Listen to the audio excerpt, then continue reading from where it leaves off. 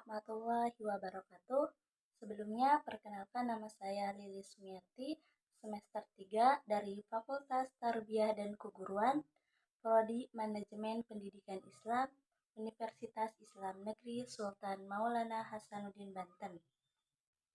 Baik, saya akan mempresentasikan sebuah materi dari mata kuliah Perencanaan Pendidikan yang diampu oleh Ibu Dr. Helna Nelis, MPD, yang bertema Pendekatan Perencanaan Pendidikan. Sebelum kita lanjut mengupas apa sih itu pendekatan perencanaan pendidikan, kita harus memahami terlebih dahulu pengertian perencanaan pendidikan itu.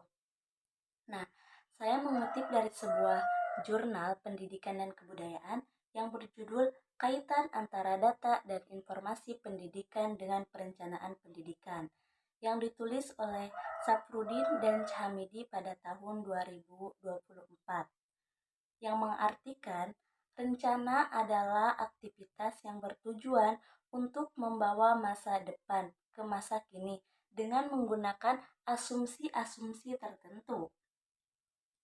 Sedangkan menurut Saud dan Makmum, perencanaan adalah suatu rangkaian proses kegiatan menyiapkan keputusan mengenai apa yang diharapkan terjadi dan apa yang akan dilakukan. Nah, itulah pengertian. Jadi, dari dua pendapat pengertian perencanaan yang tadi saya sebutkan, jadi tersimpulkan menjadi perencanaan pendidikan adalah proses yang rasional dan sistematis dengan menetapkan langkah-langkah kegiatan guna sebagai pedoman dalam pelaksanaan dan pencapaian tujuan kegiatan. Jadi, begitulah pengertian perencanaan pendidikan menurut jurnal Safrudin Chamidi 2020. Nah, setelah kita tahu apa itu pengertian perencanaan pendidikan, maka selanjutnya yang saya akan bahas yaitu pendekatan perencanaan pendidikan.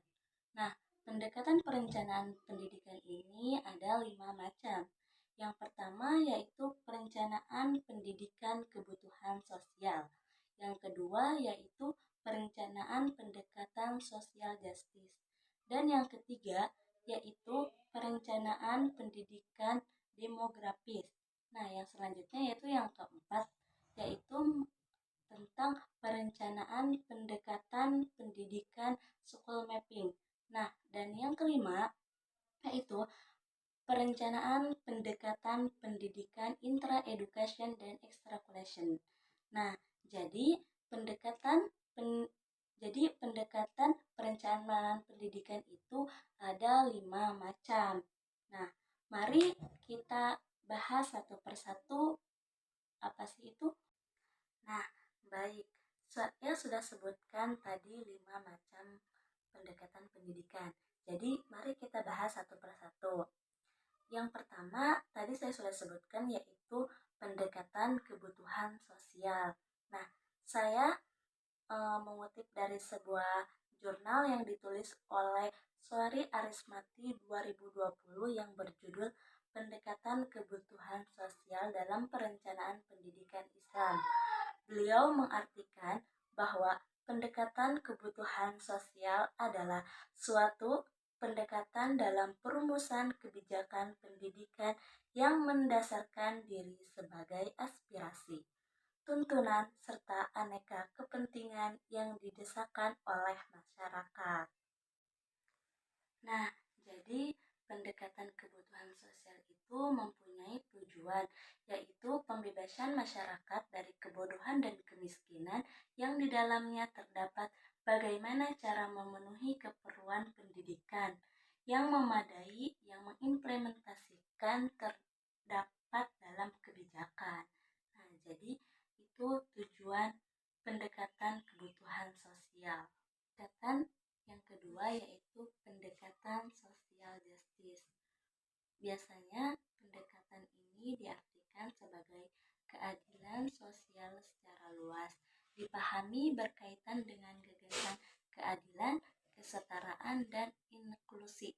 Pendekatan keadilan sosial mengakui dampak hubungan kekuasaan baik pada tingkat masyarakat maupun individu, serta bagaimana ciri-ciri struktural tertentu dalam masyarakat untuk menciptakan ketidakadilan dalam distribusi sumber daya dan peluang pengambilan keputusan. Keadilan sosial itu biasanya mempunyai ciri-ciri sebagai pendekatan keadilan sosial terhadap pendidikan. Pedagogi keadilan sosial biasanya muncul dari serangkaian aktivis dan gerakan peningkatan kesadaran yang kaya atas kompleks, seperti gerakan hak sipil dan feminisme, serta pedagogi seperti pendidikan multikultural, yang semuanya menekankan identitas etnis yang positif, aksi sosial, dan komitmen untuk mengatasi kesenjangan dan ketidakadilan di dalam masyarakat. Nah, yang ketiga yaitu pendekatan demografis. Di sini saya mengambil sumber dari jurnal yang ditulis oleh Soleh dan Fikri pada tahun 2015 yang berjudul Hubungan Perencanaan Pendidikan dengan Aspek Demografi, Sosial, Ekonomi, dan Politik. Jadi, di sebuah jurnal itu mengatakan bahwa definisi dari demografis adalah sebagai ilmu yang mempelajari segala sesuatu dari keadaan dan sikap manusia yang dapat diukur dari perubahan secara umum, fisiknya, peradabannya, intelektualnya, dan kondisi moralnya. Jadi biasanya dilihat dari perubahan itu sendiri. Nah, jadi keterkaitan erat antara demografis dengan pendidikan sangat berperan penting. Karena dengan ketersediaannya data demografi baik dari sensus, survei maupun pencatatan kejadian-kejadian penting akan dijadikan dasar atau pedoman dalam perencanaan pembangunan bidang pendidikan. Nah, jadi itulah keterkaitannya antara demografis dan pendidikan. Jadi saling berkaitan sekali antara demografis dan pendidikan. Selanjutnya yang keempat yaitu pendekatan school mapping. Nah, jadi pendekatan school mapping adalah sebuah pemetaan sekolah merupakan suatu usaha yang membantu dalam perencanaan pendidikan daerah. Di dalamnya mencakup dua pengertian, yaitu proses dan produk atau hasil. Jadi bukan hanya peta, produk pemetaan itu sendiri sering dijadikan dari sensus dan situasi pendidikan suatu daerah. Nah, jadi untuk menghasilkan pemetaan pendidikan biasanya kita melalui 5 proses. Jadi proses yang pertama yaitu penyusunan data statistik yang diperlukan data rutin dan yang bukan rutin. Nah, jadi yang kedua yaitu pengadaan peta dalam skala tertentu.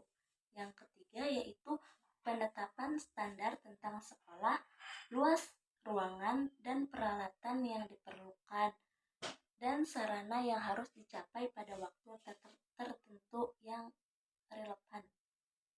Nah, jadi yang keempat yaitu kegiatan mempersiapkan format-format, dan yang selanjutnya yang terakhir yaitu penganalisan data yang dikumpulkan dan yang dibandingkan dengan standar.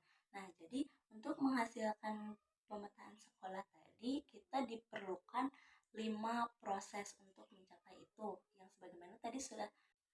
Nah, jadi pendekatan yang terakhir yaitu pendekatan yang kelima yaitu pendekatan intra-education dan extrapolation.